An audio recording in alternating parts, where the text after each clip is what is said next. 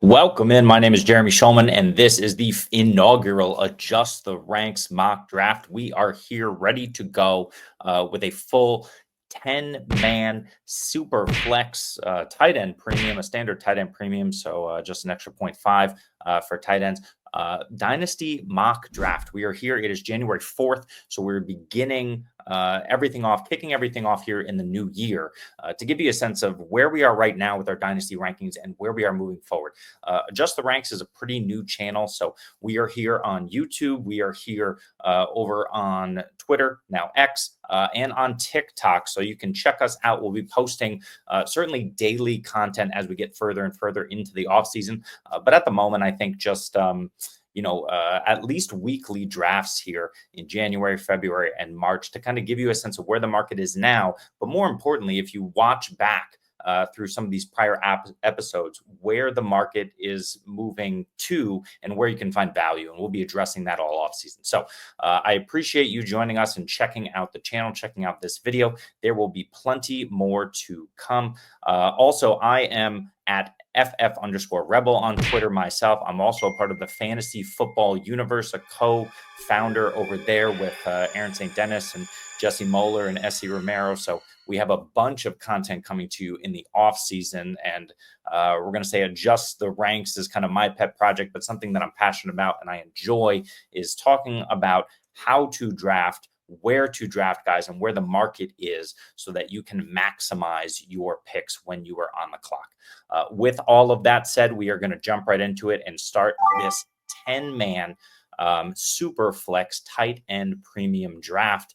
And as you can see, we are getting set to go. Now, if you look at the draft rankings here really quickly as people are picking, you see Jaden Daniels off the board, which is amazing first, but you see Patrick Mahomes, CJ Stroud up at the top. That's not really going to be the case because right now you're seeing here in this super flex draft, we have Jaden Daniels, Josh Allen, Lamar, and Jalen Hurts, the first four off the board. Now, certainly in a super flex league, I am going to use my pick in the top of the first round. As you can see, I'm the 105 in a 10-man on a quarterback. And the quarterback I'm going to pick here is an easy selection for me. It's Joe Burrow. I have Joe Burrow ranked as my QB3. I really think that even minus T. Higgins, we expect T. Higgins to leave Cincinnati. I think even as he does, Joe Burrow and this offense is going to continue to roll. And it's also going to be really hard for Cincinnati to fix that defense in 1 year. So I'm really assuming Joe Burrow with Jamar Chase and whatever else they happen to add in the offseason to that offense is really only going to improve and get better. Will they add a running back? I'm not sure. Chase Brown certainly can handle the load, but if they do not add a significant running back to this room, I think it's wheels up for the Cincinnati offense, and they're absolutely going to continue to pass at the rate that we saw Joe Burrow passing at already this season. If we look back here, again, Jaden Daniels, the 101, amazing. But what Jaden Daniels was able to do, the QB4 in standard QB scoring formats, that's 4-point per passing touchdown leagues. Jaden Daniels was absolutely amazing. And as a rookie, you kind of just expect him to continue that trend moving forward. Am I bullish enough to take him over Josh Allen? Absolutely not. I actually have Josh Allen 1, Lamar 2, Burrow 3, Jaden Daniels 4, and then Hurts 5. So these top 5 are how I expected them to play out, but in a slightly different order. Hey, but when you're on the clock, that becomes a super interesting decision in terms of who you want to bet on. And there is here betting on the youngest quarterback by far, a rookie here in this top 5, top 6. It's really hard to argue with that. So now we're in a super flex leagues, but in the back of a super flex draft, whether you're in a 10-man or 12-man or more, you certainly do see the situation where quarterback tends to fall off of a cliff. At the 106, Patrick Mahomes may not have been a selection. In fact, I like Justin Herbert there. Between Herbert and Mahomes, I think I have Mahomes 6 and Herbert 7, but really that fluctuates because we saw what happens with Patrick Mahomes. He's still able to do it. He certainly did it last week in week 17. and went off for, I think, 360 and 3 touchdown passes. So that's still in his bag. We know he's capable, but will this offense have to do it? Does it need to do it? I don't know. They just need to get through to the playoffs, as they quite easily did, and then they can turn it on from there. But you see all of these non-quarterbacks. Brock Bowers at 107 is super rich, but it is tight end premium. Brock Bowers was the tight end 2, maybe tight end 3 on the season. It's between Kittle, who was the 1, and then I think he was above McBride because he caught a few extra touchdowns, but still. Brock Bowers here at the 107, again, a rookie. It's really hard to argue that pick in a tight end premium. I would have pushed him beyond Jamar Chase. I think Jamar Chase is just that elite level talent there. But Brock Bowers, the 107, 108, 109 in tight end premium leagues. I love it. Now, Jamar Chase, of course, Justin Jefferson, and CeeDee Lamb to round it out. I do not have CeeDee Lamb as my wide receiver 3 in my rankings. And it's not Amon-Ra, it's Puka Nacua. So Puka Nacua is a really interesting pick coming up here. I can't fault you for Malik Neighbors either. But what's interesting is I'm going to look at the board here, and Caleb Williams is still here. Caleb Williams, I have a lot of belief in the player. I really think that coming into a situation where Caleb is going to be likely going to have a new quarterbacks coach, certainly a new offensive coordinator, probably a new head coach, and continue to grow with Rome Odunze, with DJ Moore. I suppose that's going to be something that is really interesting and helpful to his value. My other options are anyone not named Bijan Robinson at running back, Amon-Ra St. Brown, and there's Puka right there. And then at tight end, you have my number 2, which would be McBride, who's available. But since the clock is coming down and I'm going to push quarterback a little bit, I'm going to go ahead and grab my wide receiver 3, Puka Nacua. Between him and Amon-Ra, I mean, that's a really, really tight squeeze there. I probably might regret taking Caleb Williams, but I do want to try out different builds, and especially in a 10-man high-end quarterback becomes super interesting, but you do also want to fill out your roster because all of your teams in a 10-man league are going to be great. So it's possible that I wouldn't say it's possible. I would say that if you were able to hit on a really good quarterback, Drake May is a great pick right there at the 209. If Drake May ascends, the Josh Allen May stack will be nice. But if I'm able to hit on a quarterback in round 3 or round 4, who's able to ascend to that back end QB1 situation, maybe like a Baker Mayfield or even a Sam Darnold, who could potentially stay in Minnesota, that's going to increase my chances here if I'm able to build out my lineup. We see here, we have Zach, unfortunately, who had to go, so he was autoed. Patrick Mahomes and CJ Stroud, not terrible.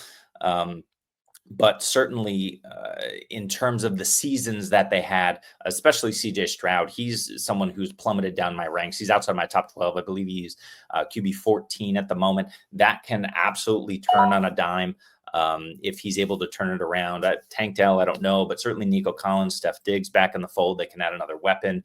John Mechie, who looked really good, could develop further and potentially have a third year breakout. I believe it'll be him going into his 3rd year, and he had that loss first season as well. So CJ Stroud, not a terrible pick there, but I would prefer one of the younger bucks, a Bo Nix, a Drake May as well. All right. So after I picked Puka, Amon-Ra went Jordan Love, who I still believe in, but it's really tough with Josh Jacobs there. We saw Love's production fall off because they continue to run the ball in close. That's to be expected. I do expect that to continue, unfortunately. So I think his production takes a hit. But Drake May, I think, is a great pick there. Jahmyr Gibbs and Brian Thomas Jr. Brian Thomas Jr., folks, is a top 8 dynasty wide receiver, whether you like it or not. So I don't like him before Nico Collins, but they're all right there. In fact, if we look at the wide receivers who are left, Garrett Wilson, Drake London, these guys are right there, but I do not love what I feel would be a reach there. So I'm very happy to instead pivot. Tight end premium, I would love to take a tight end. Unfortunately, after McBride went, there really isn't a great one. So I'm looking at running back here. We got Breece Hall, who's a really good option. We got Saquon. We got Achane. So those guys are interesting, but Caleb Williams is still on the board, and I'm going to go ahead and take him here. Again, I was going to take him at the 206, and I talked about the idea of hitting on your QB2 a little bit later in drafts in a 10-man, but the value there was just too good for me. So I took Caleb Williams.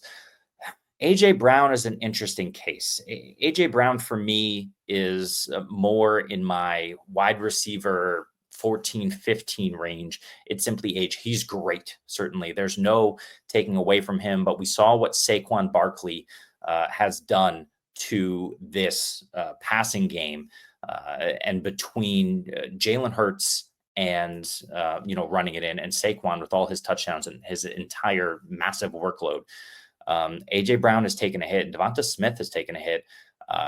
What we've seen in the last 6 weeks, or really all season when both of them are healthy, it's really hard for both of these wide receivers who are excellent to coexist with Saquon and Hurts taking all those touchdowns. So that's a tough one for me, but Marvin Harrison is tough too. If I look at the wide receivers who are left on the board, I would prefer Garrett Wilson. Chris Olave, Drake London are in the conversation, and I think even Jalen Waddle is an interesting buy low here. But yeah, AJ Brown, still a great receiver, still going to be 29. I think he's going to be 29 years old. In fact, let me double check that as the season kicks off. No, 28 years old. So he's like 27 and a half now, but when the season kicks off, he'll be 28 years old. It's not old by any means, but certainly much older than the guys around him. You see in the third round, all of those wide receivers, Nico Collins, 25 years old or younger.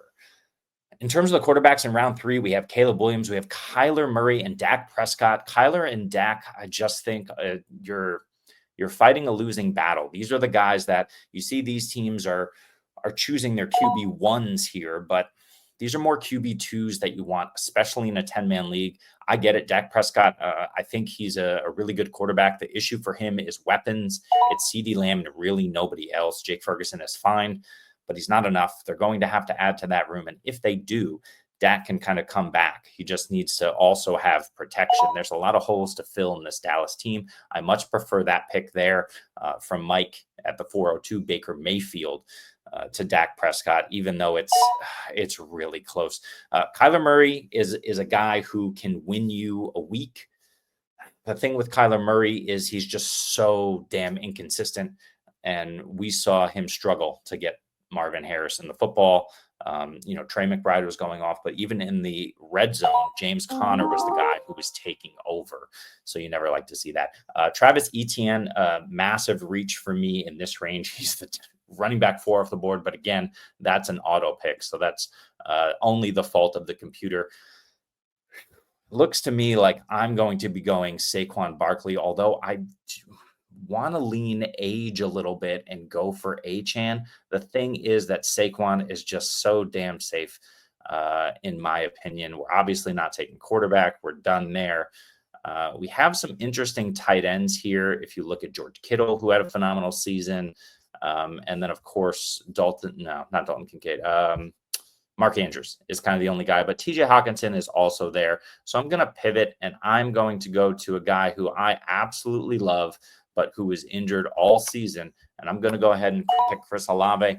When he has done it, Chris Olave's metrics have been phenomenal. You see here at wide receiver, it looks like he's wide receiver, I'm just guessing, maybe 12 to 14. Looks like roughly 14 off the board. I'm happy with that value for Chris Olave. I think there's a few other guys you might consider taking ahead of him. Jalen Waddle is interesting. Rome is interesting. Devonta. T. Higgins is very interesting. Pickens. So there's a few guys here who are interesting at wide receiver, maybe ahead of those guys. But certainly Chris Olave, I think as long as he's able to come back healthy, he is a stud. I have to look at my rankings because I do have Jackson Smith and Jigba over Chris Olave. That was an oversight for me. It's early. It's not even the offseason. It's just the fantasy offseason here, here on January 4th. So if these rankings were a little bit better here, I would not. And I wasn't talking on the fly and doing my first solo podcast here, trying to figure it out. Probably would have gone with JSN there.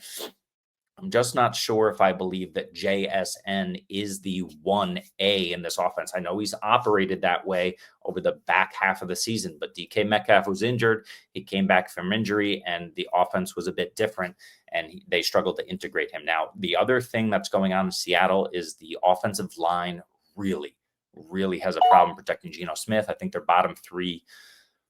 I think they're third from the bottom, in fact, in protection rate, just allowing a ton of pressure on Geno Smith. Geno Smith has been excellent outside of, doing what he can do under so much duress. So JSN is great, but I think DK Metcalf could potentially be a value.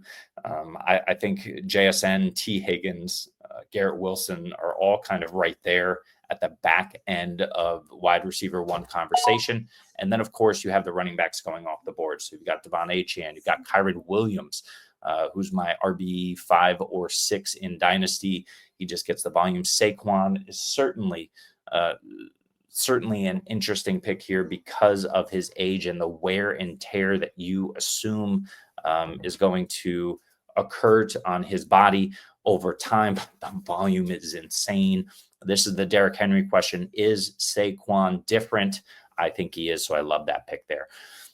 Really, other than Trevor Lawrence, who I do still believe in and should get a significant upgrade, I really like all of these picks here at the moment. And typically, I go wide receiver or tight end, and I tend to punt running back.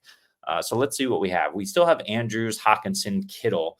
So I think I'm going to leave my tight ends alone. At wide receiver, we have Waddle, we have Devonta Smith, we have Pickens, who we talked about. I kind of want to leave that alone too. Jonathan Taylor is probably the guy I'm going to go here with. I really like Kenneth Walker. He's younger, but he's been dealing with so much injury. It's been really unfortunate to see. Jonathan Taylor just went off and was the RB1 throughout the fantasy playoffs this year. The Colts need to figure out what they're doing. They need to get this together, but that offensive line is still good enough. We saw them put it together. Taylor was healthy. They got it going. I'm going to go ahead and pick Jonathan Taylor at the 505 and be very happy with my RB 1, 2, 3, 4, 5, 6, 7, 8 off the board, getting my RB 5 or 6 in Dynasty. Again, not how I love to build, but I think what I'm going to do from here, from the 105, is I'm going to look to run a hero RB build. Taylor will be my hero. I will build around him with probably in the next 3 picks, I would guess 2 wide receivers and a tight end. We'll see how far people are willing to push that. But so far in tight end premium, only 3 tight ends off the board here. It's Bowers, it's Trey McBride, and it's Sam Laporta. And I do not hate the Sam Laporta pick.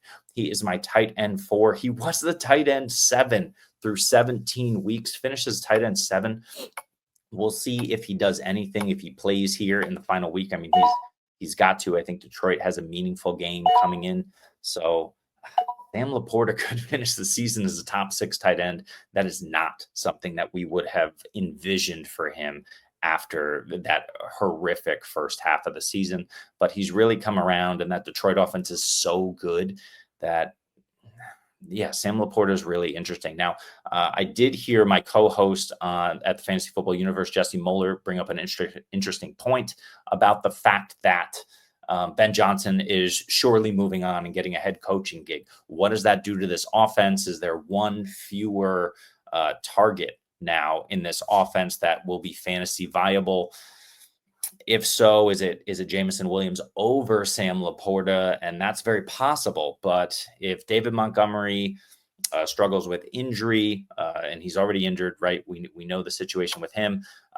If they do not add anybody significant in the next couple of years at the running back position to really replace Montgomery, and it's the Jahmyr Gibbs show, I really like the idea of this team just continuing to develop and going all in on a passing offense, as they kind of already are. And Jared Goff, the 403 off the board in this particular mock, continuing to put up those 4 or 5 touchdown games. So it's really hard to argue for me. Sam Laporta at the 401 in tight end premium. I love it. If you look at the 5th round from my Jonathan Taylor pick, we have Christian McCaffrey. That is an auto pick, but it's decent value as the RB9 off the board. McCaffrey could come back. I don't love it, but he certainly could come back um, to give you a year of production, but I doubt it. We got Brock Purdy at the 507, another great value there at quarterback. Rome Odunze, Bucky Irving, Brandon Ayuk, Kenneth Walker, Josh Jacobs, and Devonta Smith. It's a super, super interesting part of the draft for me because I love Devonta Smith. I love Ayuk as well, but we still got Jalen Waddle on the board who had a down season due to injury, due to whatever's going on with the Dolphins. We still have Tyreek Hill on the board here at ADP 22 overall last year, which would have put him at the 302 where Nico Collins went in this draft. That's not happening. We saw Michael Pittman kind of bounce back with a viable quarterback, but Rashee Rice is kind of the guy here. That is a great pick in my estimation there. So I need to look at wide receiver or tight end. Is it drying up? I still got Mark Andrews. I still got TJ Hawkinson. I still got George Kittle. I might go Kittle here, who was the tight end one. But if I don't, I'll probably go George Pickens. And I got to admit, I'm just not the biggest George Pickens fan. I get it. Whether it's Russ or somebody else, he certainly has room to grow with an even better quarterback. But somebody else viable on the other side to take away coverage from him. He's a phenomenal talent, a phenomenal wide receiver, and super young. And all of that said, I'm going to go ahead and take this year's tight end one, and I'm going to get me some George Kittle and tight end premium. If Pickens comes back around, I will absolutely draft him. But I'm just not a huge fan of George Pickens and what they're doing in that offense. It's an Arthur Smith offense after all. We saw George Pickens disappear more often than we'd like. He's a boom bust player. He's a great option, but I kind of almost prefer Jameson Williams in that role, certainly now. And then who grows more? Pickens has that room to grow for sure. But it's an interesting conversation. I would love to look back and see who is able to grow the most between Jameson Williams and George Pickens.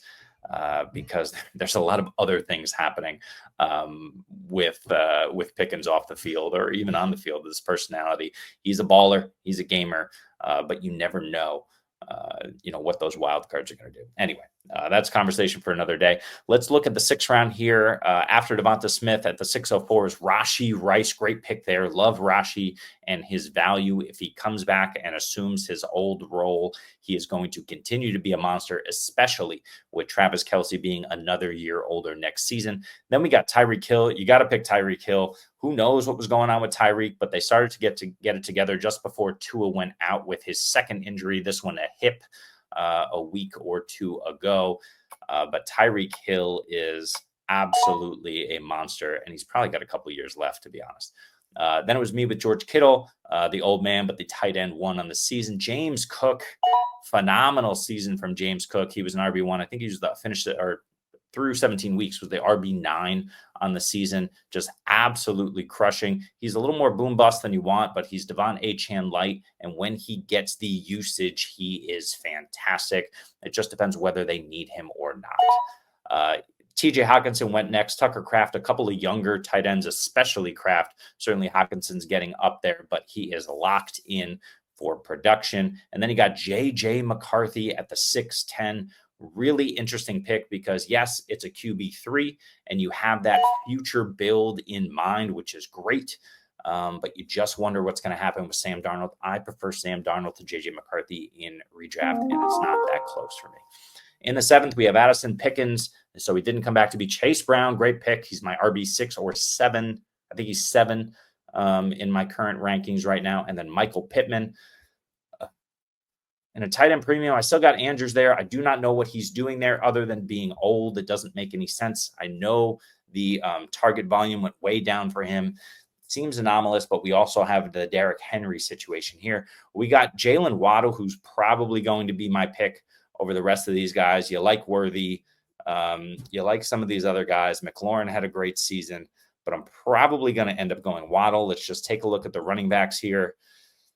Derrick Henry's really the only one I would want, and I don't want And then Anthony Richardson can't do it. Bryce Young, interesting. Michael Penix is there. But I'm going to go ahead and click on Jalen Waddle. Just a strange set of circumstances for the young man this year in Miami. We've seen the number 6 overall, I believe, pick a couple of years ago absolutely go off in his first few seasons here. He's been a bit more up and down, but Jalen Waddle is a beast. Getting him in the 7th round. I'm not sure where he was going last year in a 10-man, but end of the 5th seems about right. So you're getting a round and a half extra value on a guy who just had a weird set of circumstances this year on a strange Miami team who almost made the playoffs. Who I think still can make the playoffs, even with Tua injured. It was just a weird one. I don't blame Jalen. But DK Metcalf, Zay Flowers, those guys are kind of right there with him. We saw Zay Flowers make the Pro Bowl. And in terms of age, he's right there as well. So I like all of these picks in this round. Even Jordan Addison, I think he went a little too early ahead of Pickens and Waddle for me. But in the middle, the end of the 7th, if you can get Jordan Addison, I think that's a massive play, especially with QB finally solidified on this roster. I mean, certainly we had Kirk Cousins last year, but there was a lot in flux in terms of getting rid of him and then figuring out what they were going to do at the position. JJ came in. He could have been the guy, but he was injured out for the season. So Jordan Addison there, and stacking JJ McCarthy and Jordan Addison is also an interesting play for the future. In fact, the Riz has stacked Brian Thomas and Trevor Lawrence and Addison McCarthy. He just needs Terry McLaurin here in the 8th at the 8-10, but I think I'm going to take Terry McLaurin from him if Terry McLaurin ends up coming back around. So let's see what else happened. Zach is back in, and he selected DK Metcalf. Great pick. Then Zay Flowers. Mark Andrews finally goes. Steve Bob actually tripling up really in tight end premium because the value was there. It's a great move in my estimation. You got Andrews and Njoku there. Age be damned. You got Trey McBride, but you got a bunch of guys. And because there's 2 flexes in this league, right, you certainly can flex. You certainly can play all 3 of those tight ends on a week-to-week basis. So he's got a great plan there. And we'll review all the rosters here at the end and talk about which ones we like the most. Xavier Worthy went. Darnold went as well. And with some... Let's see, every team has 2 quarterbacks, but only one team has 3. And I think I'm going to look at it, and I'm going to probably look at Bryce Young. I also like Michael Penix here. I don't really see anyone else down the list who I love, but you can see how it dries up relatively quickly. You got A-Rich, you got Young. I might push it down the line because we do have some running backs going off the board as well. But I did say my next 3 picks, I was going to go tight end, wide receiver. So let's look at that. I'm not going Pitts this early. I'm more so out on him, but I want to see how far he falls as well. And if we look at the wide receivers here, I really do like McLaurin. I really like Godwin. So I'm going to push it, and maybe he gets his stack.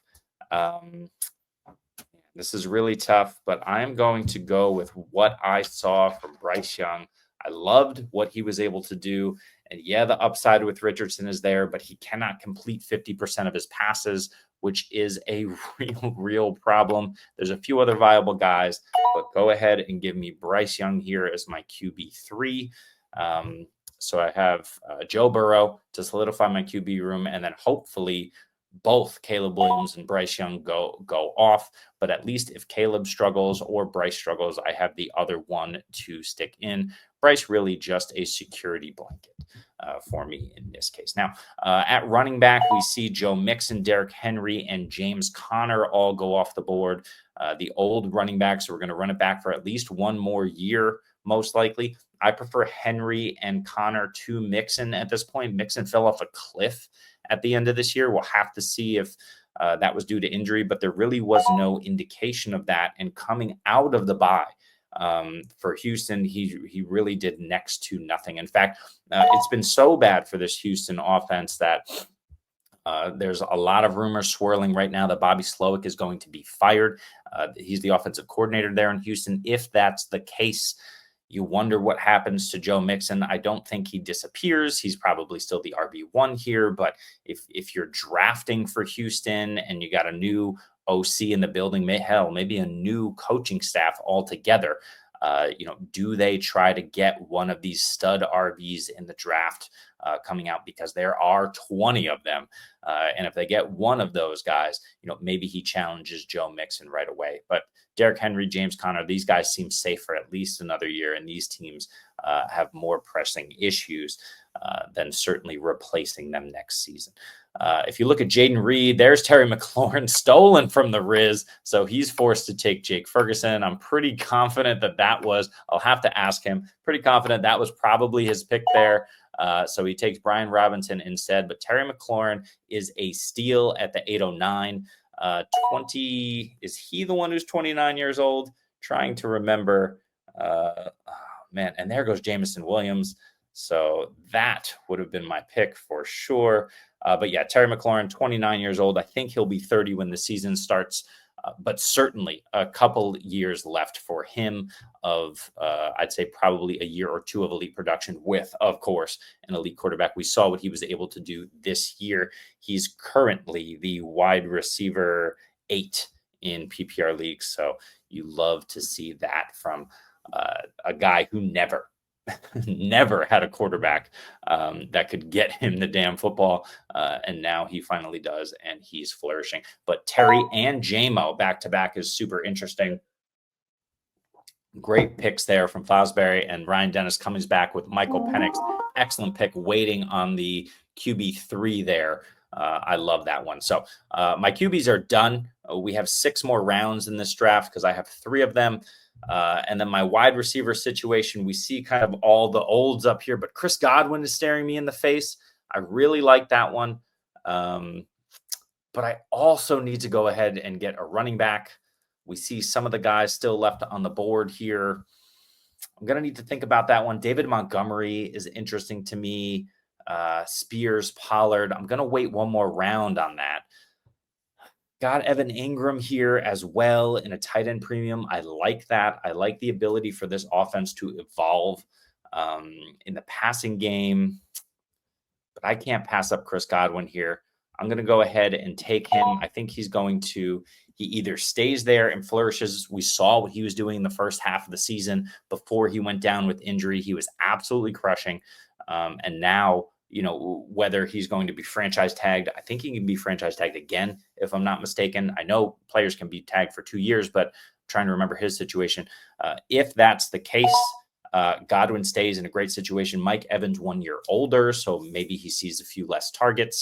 But yeah, Evans and Godwin there back-to-back in the draft makes plenty of sense to me.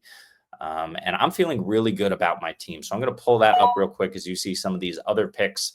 I got Joe Burrow, Jonathan Taylor, Puka, Olave, Waddle, Godwin as my wide receivers. I've got George Kittle holding it down, Caleb Williams and Bryce Young as my QB2. I really do want to solidify my wide receiver room here, but I feel really good about the youth and the talent in my wide receiver room. I'm probably going to look at another tight end. We were just talking a little bit about who that might be. Evan Ingram, I think, is the play if he's still available. Let's see if that's the case, and he is.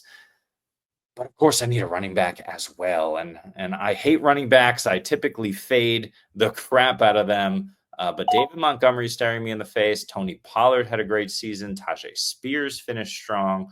So there's a few guys here I really like. And then it kind of falls off. Ford is kind of a late value. I think Dowdle is probably somewhere in here. Tyrone Tracy is far too far down. Tracy might actually be the pick. So, and J.K. Dobbins. So really interesting running backs left. I think what I'll end up doing is I'll fade the position one more time and pick up my 5th wide receiver or Evan Ingram. No, I'll probably pick up Evan Ingram here. Interesting. Yeah, this is a really tough part of the draft. I certainly don't want any of those guys. But if I picking up Evan Ingram, and there goes Tyrone Tracy. So there goes my plan. That was a great pick right there at the 10:04. Kyle Pitts is gone. So I'm going old. If I go old, Evan Ingram 30 years old, but tight ends last, right? We see Travis Kelce didn't really fall off till after his age 33 season. This year he was 34. So Evan Ingram, I think, is a really good selection. And tight end is running thin, especially with Hunter not having one. I can almost assume that he's going to take one here. But Cole Kmet should have an option, and I have the opportunity to pair Kmet with my guy, Caleb Williams, who I selected. So I don't know if that's a great play, and I don't feel super comfortable about it. But what I'm going to do, we got Devontae Adams, we got Debo, who's probably going to be on a new team. I hate it. I'm going to take Evan Ingram. I really don't love that pick. I would have preferred to have taken a wide receiver there, but it's just such a tricky part of the draft. And as you can see, we're kind of winding down to the end of our 12 rounds here that we're slated for. So I'm going to go ahead and probably get another 2 running backs now that I have my tight end position locked down. But, they're all going off the board here. I may have missed the boat entirely. Pacheco at 10:01, amazing value. Tracy at 10:04, really good value. Montgomery at 10:09, insane value. These guys are starting running backs, at least right now, and they're absolutely capable of handling the load. They've shown that. So I think those are phenomenal bets to make. But you see the other picks, Zach taking Kyle Pitts in the 10th round. I mean, I don't know about Kyle Pitts. I don't know if he's ever going to get back to that year 1 form, but he might, right? We saw Michael Penix and what he was able to do, zip that in to Kyle Pitts last week for a touchdown, looking like old Kyle Pitts. So, and he was triple covered as well. So if Kyle Pitts is able to kind of regain that form and, establish some sort of rapport with Michael Penix going forward here, it'll be really interesting that right now, at least, you're able to get him in the 10th round. Cade Otton, another interesting one. He's the starter there for Baker Mayfield, who spreads the ball around to everyone. I think he's a great pick. Jalen McMillan. These rankings suck because there's a few guys who fall far too far. But as it's coming up on my pick, I'm looking at some of my guys. Najee Harris, I don't love, but we know he gets the workload. Jaylen Warren, I like more. But a lot of my guys are gone here. We've got Dobbins. So he might be my next pick. But we've also got Tajay Spears. And we got Rachaad White. I mean, Rachaad White's the 2 there. Don't love him. And we see Bucky Irving just established himself as the number 1. DeAndre Swift is interesting. I think even if they bring in someone, he still maintains that 3rd down role. He's a pass catcher by nature. So that's an interesting pick. Aaron Jones in Minnesota. He does deal with injury. This is a really tough one. And I love some of these wide receivers going up. In fact, the fact that Deebo Samuel and Devontae Adams are still here is criminal. I might have to take one of those guys instead. I shouldn't be fading running back this far. But hey, when you hero build, you have to kind of go out on a limb here. Deebo's been in a weird spot, but Deebo Samuel should move somewhere else. Is he a good enough receiver to be utilized as an alpha? I'm not sure. That's the only issue here, but he is the youngest. Stephon Diggs back in Houston. Keon Coleman has looked really good. Cooper Kupp, I don't know what happened to him. He fell off. So I'm going to push this down the road at wide receiver, even though I should probably take one of those guys. And I just don't like the options here. Yuck.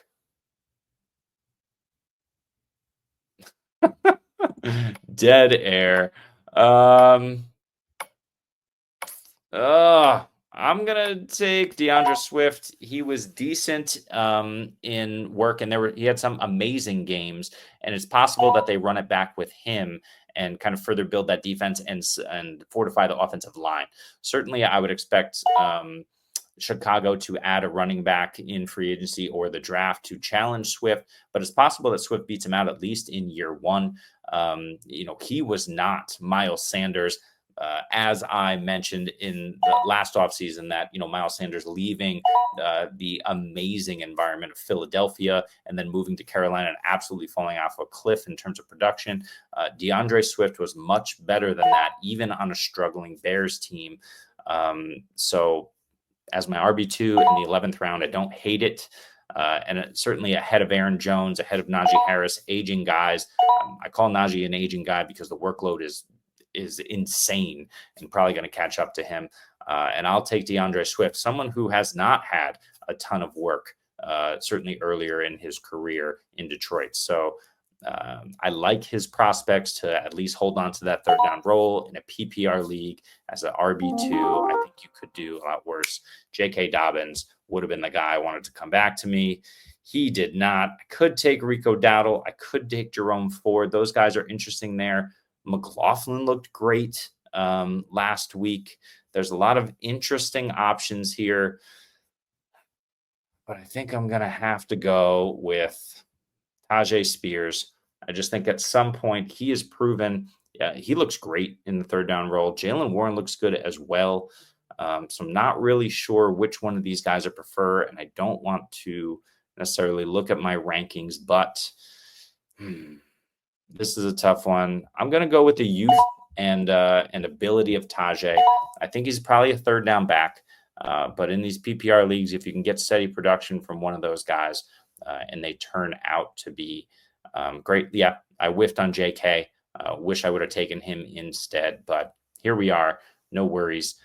So we'll have to go through these teams as we finish up. You see in the final round here, we've got Keon Coleman, we've got Matthew Stafford, who's kind of fell off a cliff the last few weeks because Kyron Williams continued to go off. But yeah, I don't mind it. He's still a great quarterback. And if he can stay upright and healthy, I think he's got another year or two left, we hope.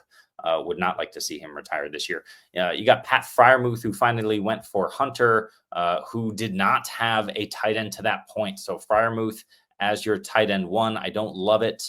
But between him, Kmet, and Goddard, I don't hate the pick. Not much left there. Ricky Pearsall, really interesting ad from Ryan Dennis. We'll see if he's able to grab the wide receiver 3 mantle. And if they even use 3 wide receivers, I doubt it with Kittle, but certainly that's more of a longer term play. He's got the pieces now to compete, and Pearsall can just kind of ride the bench and hopefully develop. Fosbury, it'll be interesting to see what he does. I doubt he goes wide receiver here, but he does have 3 running backs. So maybe he takes a Kmet type. Maybe he goes for another running back. Maybe he gets his quarterback 3 here after Allen and May. Really like the build here from Foz. So we'll go through all of these in just a few minutes. Audric Estime, I do not believe in Audric Estime, but hey, there's nobody else there. It's him and Jaleel McLaughlin who will be vying for touches. McLaughlin just seems like a guy who is probably not going to hold up to a massive workload. So if you can get the number 1 running back who sees the goal line work in a Sean Payton offense, hey, why not? It certainly doesn't seem like it's going to be Javonte Williams.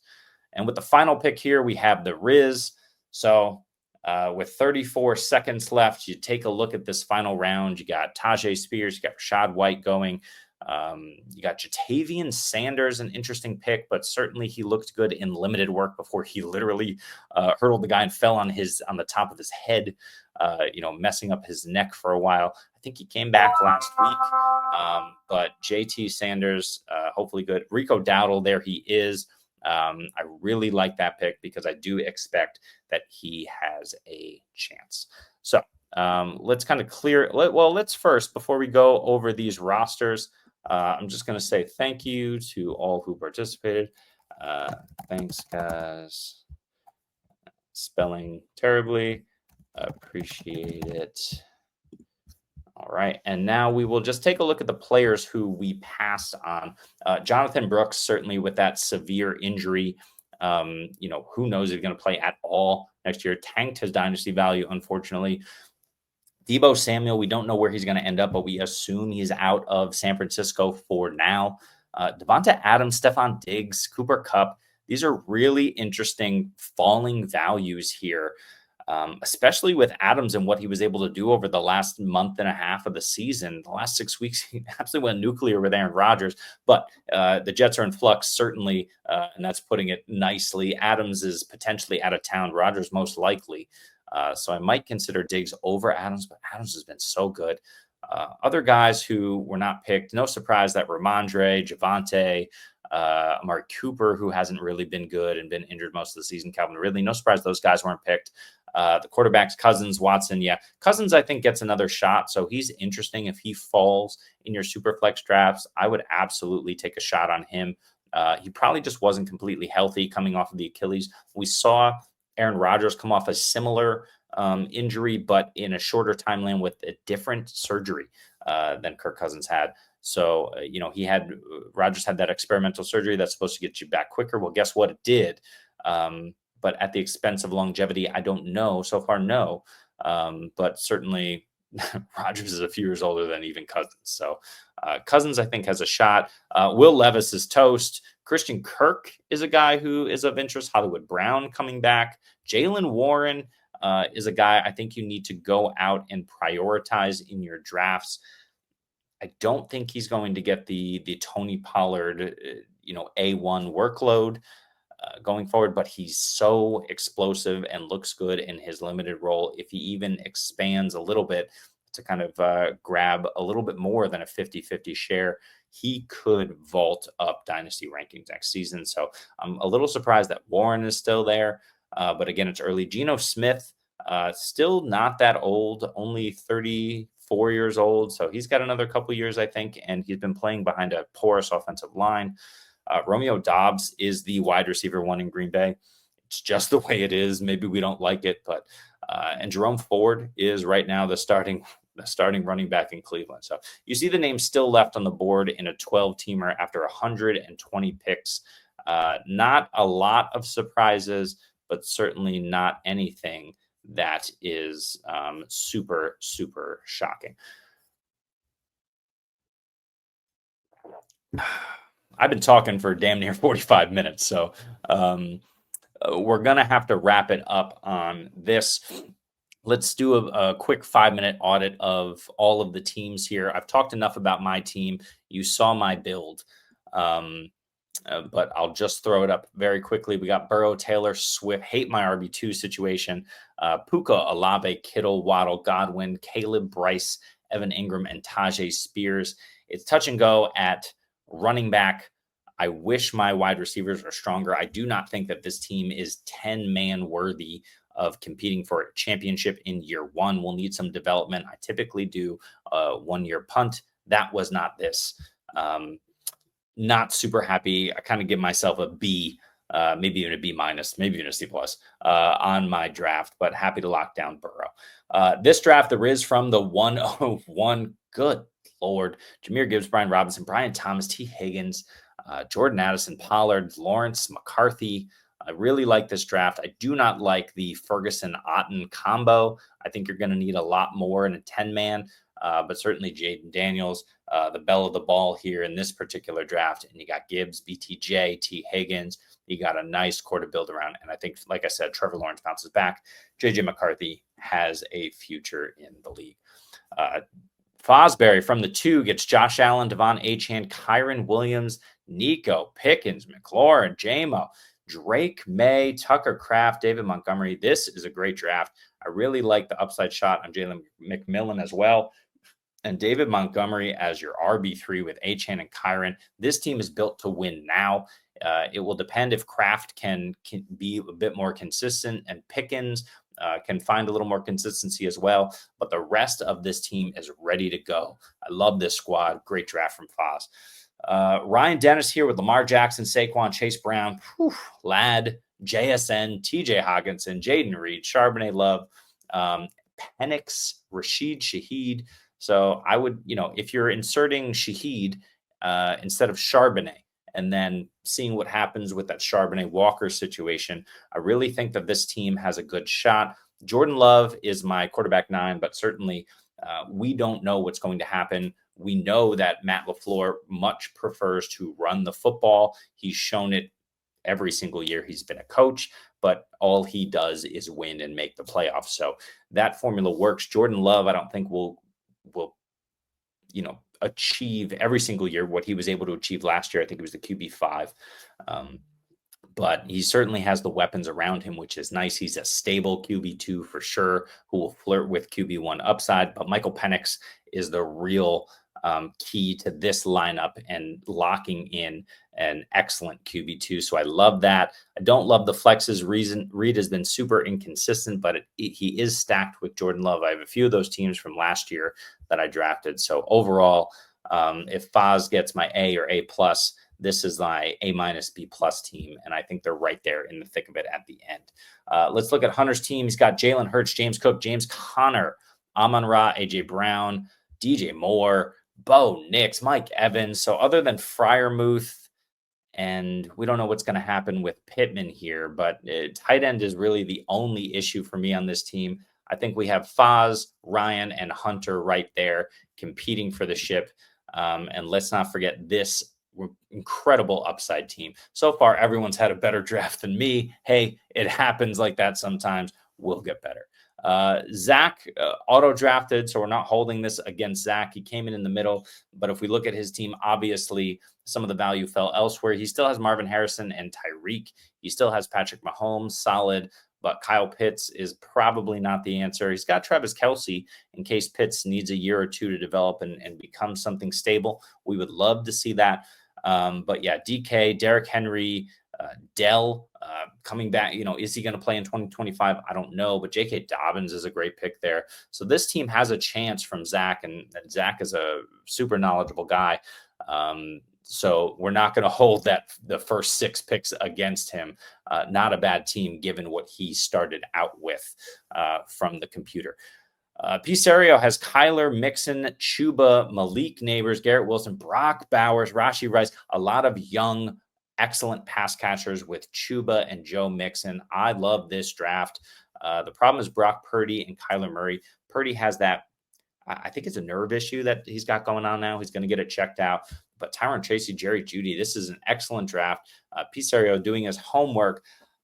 I'm worried about Joe Mixon, and I'm worried about these quarterbacks. Otherwise, I think this draft is phenomenal. I love this team. Really, really well done. But I'm not going to put him in the top 3 because I just think those quarterbacks do not get him there this year or in the future, unfortunately. Dak from Steve Bob, Kamara, White, Chase, Adunze, McBride, Devonta. So again, the pass catchers, and we have the triple tight end here with McBride, Andrews, and Njoku. If that pans out, Cortland Sutton, absolutely love him. Goff and Dak, not bad for sure.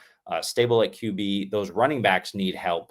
That's really the main issue on this roster. But Anthony Richardson, if he's able to develop, can absolutely make this team a threat in year 2, year 3. But I love the build, and I love the direction that Steve went here. If we look at Mike's team, we got Baker, Bijan, Bucky. Oh, this team is to die for. I hate the tight end, Dalton Kincaid, but he certainly has more upside than a lot of other options. If he's able to get it together and get a rapport together with Josh Allen, they can figure that out. Maybe he's a post-hype sleeper next year. But Jacobs, Downs, Tua, who was great when he was available, Aaron Jones, Shakir. This team is one player away from being a juggernaut. But that player might have to be a quarterback. We'll see what happens with Tua. And then, of course, the final one, kicking it 40. Love it. Maybe because he's 40 years old. I'm 43. We'll see. But we got Justin Herbert, Breece Hall, Kenneth Walker, CD, Ayuk, Laporta, Worthy, Pacheco, Darnold. This team I love, but I'm not sure that it's immediately competitive. You might need a year or 2 of development, but there are some amazing, amazing pieces on this squad. So overall, most of these drafts I like better than my own. But if we look at Fosbury, RD8000, and Hunter here, these are my favorites. With a couple other mixed in. So really well done from the 2, 3, and 4 spots. So that's all for this particular episode. as I try to figure out how to put only myself on screen. Really appreciate you joining us here at Adjust the Ranks. This is our inaugural draft. So we did a 10-man super flex tight end premium mock. We did it for 12 rounds. We showed you, what it might look like here on January 4th. In terms of the market value and some of the guys who are more interesting. So take what you can from this. We're going to kind of break this down a little bit. I'm going to highlight pieces of this. We'll put it on TikTok. We'll put it on YouTube Shorts. So it's all available to you. So if you're having a mock draft soon, or an actual dynasty draft to start up soon, then go ahead and feel free to use this. But I would say, as startup season tends to kind of kick off in March, April, May, the more useful point of doing a mock draft now is that you're going to be able to see exactly how values change from right here at the end of the fantasy season then to pre NFL draft, post NFL draft, when the rookies are introduced and land in their spots. And free agency happens as well. So it's an evolving process, but it's one that, at least right now, we have kind of our sense of the market and where things are shaking out and lining up. And we'll continue to do this all off season long to help you prepare and have the best draft possible. So stay with us. We are Adjust the Ranks. I am Jeremy Schulman, and we'll see you next time.